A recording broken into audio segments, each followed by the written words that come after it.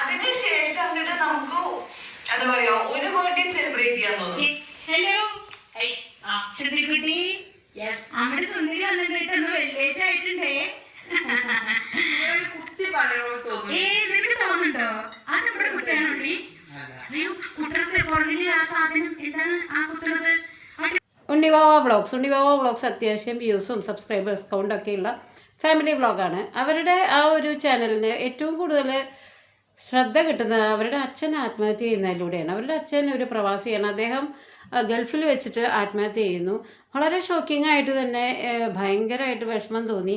പിന്നെ കുറച്ച് നാൾ കഴിഞ്ഞ് ഇവർ വീഡിയോകൾ ഇടുന്നു. അപ്പോൾ സ്വാഭാവികമായിട്ട് ഈ 41 കഴിഞ്ഞ് പോരെ നിങ്ങളുടെ വീഡിയോകൾ ഇടൽ അങ്ങനെ എങ്ങനെയെന്നൊക്കെ പറഞ്ഞിട്ട് അവരുടെ അമ്മയും ആ 2 പെൺകുട്ടികളും രംഗത്ത് വന്നിട്ടുണ്ടായിരുന്നു. അതിൽ പലരും കമൻസിലൂടെ പറഞ്ഞത് ഈ അമ്മയും മക്കളും ഈ അച്ഛൻ അയക്കുന്ന പണം ദൂർത്തടിക്കുക എന്നുള്ളതാണ്. അതിനൊരു എക്സ്പ്ലനേഷനുമായിട്ട് ആ അമ്മ പറയുന്ന ചില കാര്യങ്ങളുണ്ട്. അച്ഛൻ കഷ്ടപ്പെടുന്ന പൈസ അമ്മയും മക്കളും അനാവശ്യമായിട്ട് ജീവിക്കുന്നു. ഒരിക്കലുമല്ല എനിക്ക് അയച്ചു തരുന്ന 25,000 രൂപയാണ്. കാരണം അതിന്റെ പാസ്ബുക്കിൽ എങ്ങനെ നോക്കിയൊരു സ്റ്റേറ്റ്മെന്റ്. അതായത് 41 ദിവസം ആവുന്നതിന് മുമ്പ് വീഡിയോ ഇട്ടപ്പോൾ ഒരുപാട് പേര് ചോദിച്ചു, നിങ്ങൾ അച്ഛൻ മരിച്ചിട്ടല്ലേ ഉള്ളൂ, 41 കഴിഞ്ഞിട്ട് വീഡിയോ ഇട്ടാൽ പോരെ? അതിനുള്ളൊരു മറുപടി ആയിട്ടാണ്. അതായത് 25,000 രൂപയൊന്നും ഇവർക്ക് മതിയായിരുന്നില്ല. കാരണം 2 പെൺകുട്ടികൾ പഠിക്കുന്ന കുട്ടികളാണ്. അവരുടെ യാത്രാ ചിലവ്, അവർ നിൽക്കുന്ന ഹോസ്റ്റൽ ഫീ ചിലവ്, അതുകൂടാതെ വീട്ടിലെ ചിലവ്, പിന്നെ വീട് ആ സമയത്ത് മെയിൻ്റനൻസ് വർക്ക് ചെയ്യുന്നുണ്ടായിരുന്നു. അത് അവർ ബാങ്കിൽ നിന്ന് ലോൺ എടുത്തിട്ടാണ്. അപ്പോൾ ആ ലോണൊക്കെ അടച്ചുകൊണ്ടിരുന്നത് ഇവരുടെ ഈ ചാനലിൽ നിന്ന് കിട്ടുന്ന വരുമാനമാണ്. അപ്പോൾ അവർ പിന്നെ അന്വേഷിച്ചപ്പോൾ, അതായത് അച്ഛൻ്റെ മരണാനന്തരം അന്വേഷിച്ചപ്പോഴാണ് അവർ ശരിക്കും പറഞ്ഞാൽ ഞെട്ടിപ്പിക്കുന്ന ഒരു രഹസ്യം അറിയണത്. അച്ഛന് ഏകദേശം 75,000 രൂപ സാലറി കിട്ടിയിരുന്നു. 75,000 രൂപ സാലറി കിട്ടുമ്പോൾ 25,000 രൂപ ഇവർക്ക് അയച്ച് ബാക്കി ആ പണം എന്ത് ചെയ്തിരുന്നു എന്നുള്ള ചോദ്യമൊക്കെ ഉണ്ടായിരുന്നു. അതിലൊരു പ്രവാസിയെ സംബന്ധിച്ചിടത്തോളം ഒരു പക്ഷേ അദ്ദേഹത്തിന് ജോലി ചെയ്യാൻ പറ്റാത്ത കുറേ കാലയളവുകൾ ഉണ്ടായിരിക്കും. ആ സമയത്തൊക്കെ വീട്ടിലേക്ക് പൈസ അയക്കുന്നത് ചിലപ്പോൾ അദ്ദേഹം കടം വാങ്ങിച്ചിട്ടായിരിക്കും, അല്ലെങ്കിൽ പലിശക്കാർ, അവിടെയൊക്കെ ഒരുപാട് പലിശക്കാരുള്ള സ്ഥലമാണ്. അപ്പോൾ തീർച്ചയായിട്ടും അദ്ദേഹം കടം വീട്ടാനായിരിക്കും ബാക്കിയുള്ള പൈസ ഉപയോഗിക്കുന്നത്. എന്തൊക്കെയായാലും ഇവരുടെ ഈ ചാനൽ കണ്ടിന്യൂ ചെയ്യുന്നു. ഇവരിപ്പോഴും നല്ല രീതിയിൽ വ്ളോഗൊക്കെ ഇടുന്നുണ്ട്. അന്ന് ഇവരുടെ അച്ഛൻ്റെ മരണത്തിനെ പറ്റിയിട്ട് അവരുടെ അച്ഛമ്മ സംസാരിക്കുന്ന ചെറിയൊരു ബൈറ്റ് ഉണ്ട്. അത് ഞാനിന്ന് ഇവിടെ ഇടാം. 5 മണിക്ക് ഇവനെ വിളിച്ച് അവമാനിക്കാൻ തുടങ്ങി. അങ്ങനെ പറഞ്ഞ് അവളുടെ മുമ്പിൽ വെച്ച് വാതിൽ അങ്ങോട്ട് അടച്ചു അത്ര. അടച്ചിട്ട് പിന്നെ അവൾ വിളിച്ചാൽ കൊണ്ടിരുന്നില്ല. അപ്പോൾ അവള് ആരെങ്കിലും ഒന്ന് വിളിച്ച് പറഞ്ഞു. അവിടെയുള്ള ആൾക്കാരൊക്കെ അവൾക്ക് നമ്പർ അറിയാം. മകൻ മരിച്ചാലും മരുമകളുടെ കണ്ണീര് കണ്ടാൽ മതി എന്നുള്ളൊരു രീതിയിലുള്ളൊരു ടൈപ്പ് ഒരു ജനറലൈസേഷൻ അമ്മായിമ്മമാരുടെ. മകൻ ഇങ്ങനെ ആത്മഹത്യ ചെയ്തത് അത് പിന്നെ അങ്ങനെയാണല്ലോ, ഭാര്യകാരനാണ്, ഭാര്യ മക്കളും കാരനാണ്, അവരുടെ ദൂരത്തുകാരനാണ്, ഇതൊക്കെയാണല്ലോ നാടൻ ശൈലി. അതൊക്കെ പോട്ടെ. എന്തായാലും ഉണ്ണിവാവ വ്ളോഗ്സ് അച്ഛൻ്റെ മരണം മറന്നു അല്ലെങ്കിൽ മറക്കാൻ ശ്രമിക്കുന്നു. ഇനി ഞങ്ങൾ അത്തരം നെഗറ്റീവ് വീഡിയോകൾ ഇടില്ല എന്ന് പറഞ്ഞിട്ട് അവരുടെ അമ്മയും മക്കളും രംഗത്ത് വന്നിട്ടുണ്ട്. നമുക്കൊന്ന് കാണാം. ഈ ഒരു വർഷത്തോട് കൂടിയിട്ട് നമ്മൾ എല്ലാ സങ്കടങ്ങളും എല്ലാം പറയുന്നതും എല്ലാം ഇവിടെ നിർത്തുകയാണ്. കാരണം ഞങ്ങൾക്ക് കേൾക്കാൻ തീരെ താല്പര്യമില്ല. നിങ്ങളും ആവുന്നത് ഇനി പപ്പയുടെ കാര്യം അത് പറഞ്ഞ് നിങ്ങൾ ഓരോന്നും ചോദിക്കേണ്ട, കമന്റ് ഇടണ്ട. കാരണം ഇപ്പൊ എങ്ങനെ അതൊന്നും പറയണ്ട. അത് കേൾക്കുമ്പോൾ നമുക്ക് അപ്പോഴാണ് പപ്പ ഇല്ലാതെ ഞങ്ങളുടെ കൂടെ എന്നുള്ള ഒന്നും കൂടി തോന്നുന്നത്. ഞങ്ങൾ മറന്ന് എങ്ങനെയെങ്കിലൊക്കെ ജീവിക്കാൻ വേണ്ടി നോക്കുകയാണ്. വേദനകൾ മറന്നിട്ട് ജീവിച്ചല്ലേ പറ്റൂ. അത് മറന്ന് ജീവിക്കാൻ വേണ്ടി നോക്കുകയാണ്. എന്തായാലും അവർ പറയുന്നത്, ഞങ്ങൾ ഇനി ഒരിക്കലും അച്ഛൻ്റെ മരണം ഞങ്ങളുടെ മനസ്സിൽ വേദനയായിട്ടുണ്ടെങ്കിൽ ഞങ്ങൾ അതിനെപ്പറ്റി ചൂണ്ടി സംസാരിക്കില്ല, അല്ലെങ്കിൽ ഞങ്ങൾ അത് തന്നെ പറഞ്ഞുകൊണ്ടിരിക്കില്ല. ഇനി അതിനുള്ള സമയമില്ല. അതെ, മരണം എന്ന് പറയുമ്പോൾ കുറച്ച് ദിവസങ്ങൾ കഞ്ഞേ ഉള്ളൂ. പിന്നെയൊക്കെ അതങ്ങനെ മറവിയിലേക്ക് പോവും. അതിൽ വലിയ ഇതൊന്നുമില്ല. അത് പ്രപഞ്ച സത്യം തന്നെയാണ്. അപ്പോൾ എന്തൊക്കെയായാലും അവർ ഇനി വീണ്ടും വ്ളോഗ് എടുക്കും, ഞങ്ങൾ അച്ഛനെ പറ്റി ഒന്നും ഓർമ്മിപ്പിക്കില്ല എന്ന് പറഞ്ഞിട്ട് മരിച്ചുപോയ അച്ഛൻ്റെ പിറന്നാൾ ആഘോഷിക്കുന്ന ഒരു വീഡിയോ നമുക്കൊന്ന് കാണാം. നിൽക്കുന്നത് നമ്മൾ പപ്പയുടെ ബർത്ത്ഡേ ആണ് കേട്ടോ. അപ്പോൾ വിചാരിച്ചൊരു കേക്ക് കിട്ടിയാന്ന് അങ്ങനെ നമ്മളൊരു കേക്ക് ഓർഡർ ചെയ്തിട്ടുണ്ട്. കേക്ക് നമ്മൾക്ക് കൊണ്ടുതന്നത് നമ്മളെ YSKയിൽ നീതുവാണ് കേട്ടോ. നല്ല കേക്കായിരുന്നു. ഉണ്ണിവാവയ്ക്ക് ഇഷ്ടമുള്ള കേക്കാണ് കൊണ്ടുതന്നിട്ടുണ്ടായിരുന്നത്. കേക്ക് കെട്ടി കഴിയുമ്പോഴത്തേനും ആകെ വിഷമത്തിലായിട്ടോ. ഉണ്ണി പാവം നിന്ന് കരയുന്നുണ്ട്. അത് കഴിയുമ്പോൾ പിന്നെ എല്ലാവരും കരച്ചിലായി. എന്താ ചെയ്യാല്ലേ, ചില വിഷമങ്ങൾക്ക് മരുന്നില്ല അല്ലേ. അതുപോലെയാണ് ജീവിതത്തിൽ പലതും നമ്മൾക്ക് വരും. അതൊക്കെ സഹിക്കാൻ നമുക്ക് വഴിയുള്ളൂ. പിന്നെ ഉണ്ണി അങ്ങനെ അടുക്കളയിൽ പോയിട്ട് നിന്ന് കാര്യമായിട്ടോ. കുട്ടിക്ക് ഒട്ടും പറ്റുന്നുണ്ടായിരുന്നില്ല.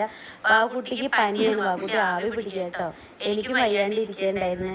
പാവം വേണ്ട കുട്ടി കരഞ്ഞ് തളർന്നിട്ട് ഇന്ന് കേക്ക് കഴിക്കുകയാണ്. അപ്പോൾ നല്ല കേക്കായിരുന്നു കേട്ടോ. നിങ്ങൾക്ക് ആവശ്യങ്ങൾക്കൊക്കെ ഓർഡർ ചെയ്തോളൂ കേട്ടോ.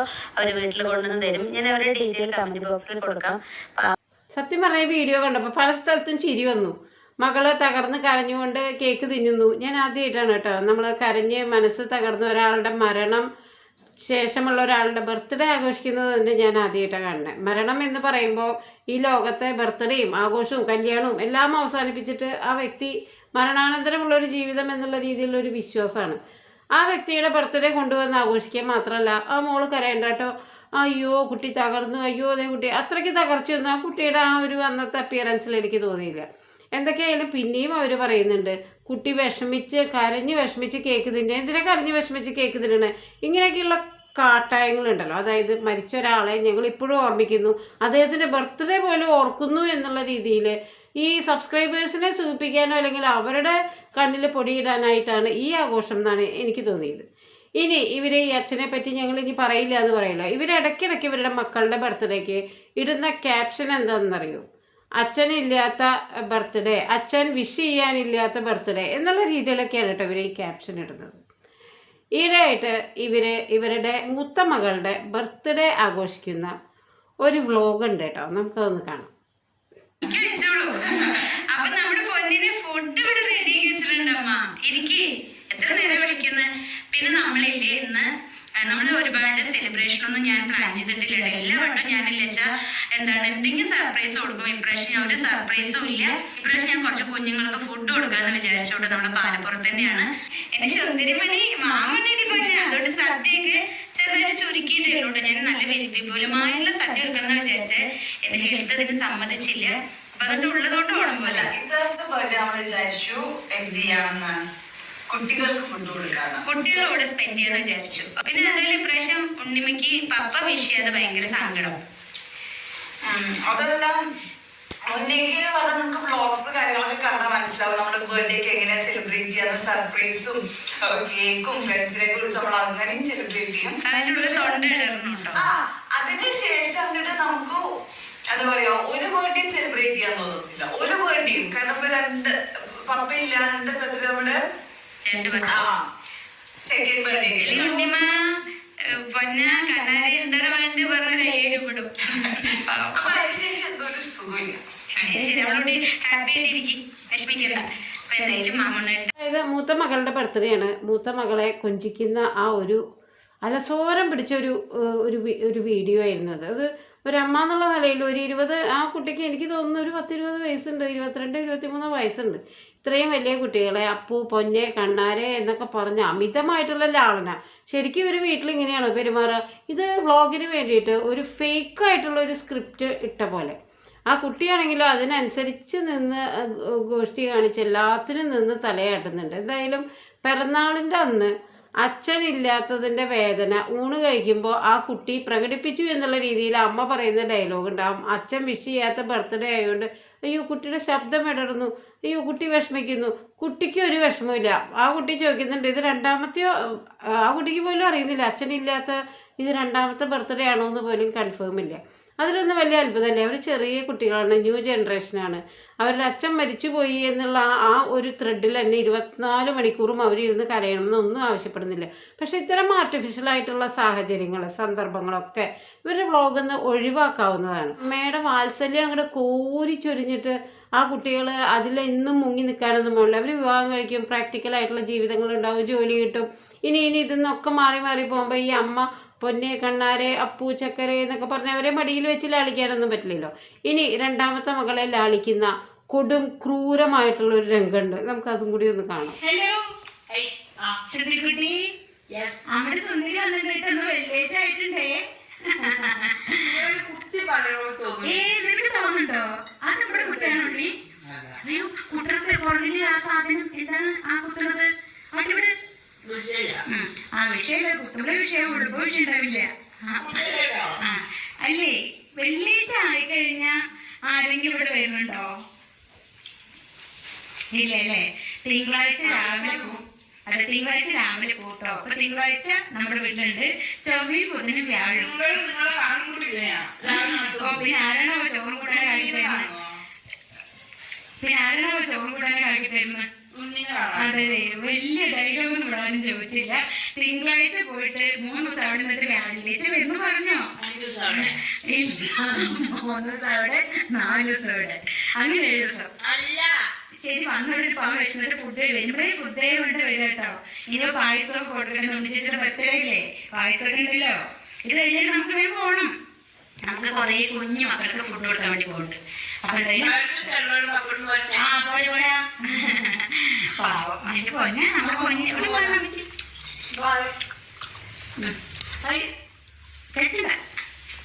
ശരിക്കും പറഞ്ഞാൽ ഇവർ ഈ വ്ളോഗിൽ ഇങ്ങനെ അഭിനയിച്ച് മരിക്കും. അയ്യോ മോനെ, ഈ സംഭാഷണത്തിലൊക്കെ ഇവരിങ്ങനെ കൂടുതൽ ഇങ്ങനെ ആർട്ടിഫിഷ്യലായിട്ടുള്ള കാര്യങ്ങൾ ഇങ്ങനെ കുത്തിക്കയറ്റും. അതായത് ഞങ്ങളുടെ ഫാമിലി അച്ഛൻ പോയാലും ഞാൻ മക്കളെ ഇങ്ങനെയാണ് ഗൈഡ് ചെയ്യണത്, ഞാൻ അവരെ ഇത്രമാത്രം ലാളിക്കുകയാണ്, ഇങ്ങനൊരു അമ്മേനെ എവിടെയെങ്കിലും കാണും, ഇങ്ങനൊരു ഐഡിയലായിട്ടുള്ളൊരു മദറാണ് എൻ്റെ മക്കളുടെ ഭാഗ്യം എന്നുള്ള രീതിയിൽ സ്വന്തം പ്രൊമോഷനാണ് അവരതിലൂടെ ചെയ്യുന്നത്.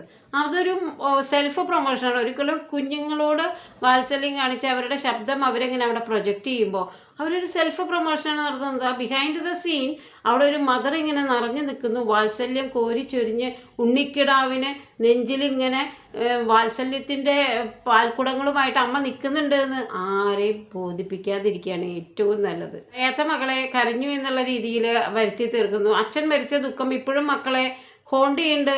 ഇത് സബ്സ്ക്രൈബേഴ്സ് അറിയണം എന്നുള്ള രീതിയിലാണ് അവർ ഓരോ ഒക്കേഷനിലും 2 കുട്ടികളുടെ പിറന്നാളിനും അച്ഛൻ വിഷ് ചെയ്യാനില്ലാത്ത 2ാമത്തെ ബർത്ത്ഡേ, ഇനി ഇവർ അടുത്ത ബർത്ത്ഡേക്ക് അച്ഛൻ വിഷ് ചെയ്യാനില്ലാത്ത 3ാമത്തെ ബർത്ത്ഡേ. ഇവർ ഈ സോഷ്യൽ മീഡിയയിൽ നിൽക്കുന്നിടത്തോളം ഇവർക്ക് ഈ സബ്സ്ക്രൈബേഴ്സിനെ ഇങ്ങനെയൊന്നും സുഖിപ്പിക്കണമെന്നില്ല. നമ്മളെങ്ങനെയാണോ അതുപോലെ പെരുമാറുക. ഇവരുടെ ഭർത്താവും ഇവരും തമ്മിൽ അത്ര വലിയ സ്വരച്ചേർച്ച അല്ലെങ്കിൽ അത് എല്ലാവർക്കും കോമൺ ആയിട്ട് എല്ലാവർക്കും ഭർത്താക്കന്മാർ എന്നും 24 മണിക്കൂറും ഭയങ്കര സന്തോഷവും ജോബിയലായിട്ടൊന്നും ഇരിക്കണം എന്നില്ല. കുട്ടികൾ വളരുമ്പോഴും കുടുംബത്തിൽ പ്രാരാബ്ദം ഉണ്ടാകുമ്പോഴും ഒക്കെ ഭാര്യയും ഭർത്താവും പൊരിഞ്ഞടി നടക്കും.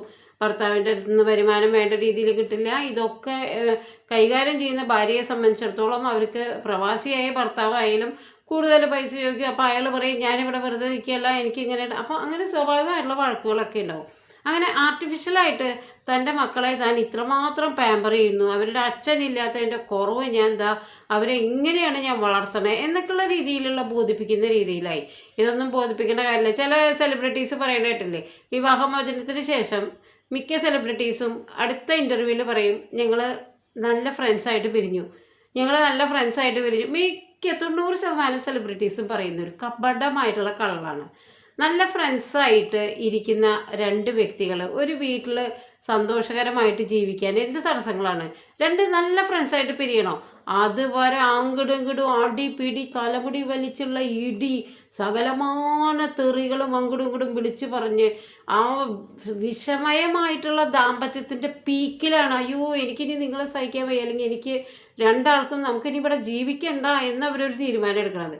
എന്നാൽ പോലെ അവർ പുറത്ത് വന്നിട്ട് പറയും ഞങ്ങൾ നല്ല രീതിയിൽ ബന്ധം അവസാനിപ്പിച്ചു, നല്ല ഫ്രണ്ട്സാണ്, ഇനി നാളെ കാണുമ്പോൾ ഞങ്ങൾ ഹായ് ബൈ പറയും. ഇപ്പോൾ ഈ സജന ഫിറോസിൻ്റെ ഒക്കെ കണ്ടില്ലേ, ഞങ്ങൾ നല്ല ഫ്രണ്ട്സാണ്, ഞങ്ങൾ നല്ല രീതിയിൽ ഇപ്പോഴും ഫിറോസ്ക്ക് എൻ്റെ ഫ്രണ്ടാണ്, അല്ലെങ്കിൽ ഇപ്പോഴും സജന എൻ്റെ ഫ്രണ്ടാണെന്നൊക്കെ പറഞ്ഞിട്ട് ആ ബന്ധത്തിൻ്റെ ആ ഒരു ചീന വശങ്ങളൊക്കെ പുറത്തു വന്ന് കണ്ടില്ലേ. അപ്പോൾ ഇത്തരം കപടതയ്ക്കൊന്നും ആരും ഈ സബ്സ്ക്രൈബേഴ്സൊക്കെ ഇവരെ അന്ധമായിട്ട് സ്നേഹിക്കുന്നവരാണ്. ഫാമിലി വ്ളോഗേഴ്സ് എന്ന് പറയുമ്പോൾ തന്നെ സബ്സ്ക്രൈബേഴ്സിൻ്റെ ജീവനാണ്. ആ ഉണ്ണിവാവ മോളെ കണ്ണേ എന്നൊക്കെ സബ്സ്ക്രൈബേഴ്സിനെ വളരെ പാമ്പർ ചെയ്തവരെ വിളിക്കുന്നുണ്ട്. പിന്നെ ഈ സബ്സ്ക്രൈബേഴ്സിനെ മുഷിപ്പിക്കുന്ന രീതിയിൽ ഈ അമ്മ ഇങ്ങനെ ആർട്ടിഫിഷ്യലായിട്ട് ഇത്തരം പ്രകടനങ്ങളുടെ ഒന്നും ആവശ്യമില്ല. കാരണം ആ കുട്ടികളുടെ ഏജ്, അവരുടെ വ്യക്തിത്വം, അവരെ ഓരോ പിറന്നാളും പിന്നിടുമ്പോൾ അവരുടെ അച്ഛൻ്റെ ഓർമ്മകൾ അവരെന്നും നെഞ്ഞത്തടിച്ച് അയ്യോ അച്ഛ എന്ന് പറഞ്ഞ് ഈ ശ്രീനിവാസൻ്റെ പടത്തിലെ കുട്ടികളുടെ പോലെ അയ്യോ അച്ഛ പോവല്ലേ എന്നൊന്നും പറയേണ്ട ഒരു കാര്യമില്ല. അല്ലാതെ തന്നെ എല്ലാവർക്കും അണ്ടർസ്റ്റുഡാണ് മരണം അതൊരു പ്രപഞ്ച സത്യമാണ്. ഇനി ഇവരെന്തൊക്കെ പറഞ്ഞു കരഞ്ഞാലും അച്ഛൻ തിരിച്ചു വരില്ല എന്ന് ആ കുട്ടികൾക്കും അറിയാം. ഇങ്ങനെയുള്ള അമ്മയുടെ കപടതകളിലൂടെ വളരുമ്പോൾ വീണ്ടും ആ കുട്ടികളുടെ പേഴ്സണൽ ലൈഫ് പോലും മോശമാവും എന്നുള്ളതാണ് വേറൊരു കാര്യം. എന്തായാലും ഇത്തരം ഫാമിലി വ്ളോഗേഴ്സിൻ്റെ ഇങ്ങനെയുള്ള കാട്ടായം കാണുമ്പോൾ പറയാതിരിക്കാൻ വയ്യ. എല്ലാവർക്കും നന്മ വരട്ടെ. നന്ദി, നമസ്കാരം.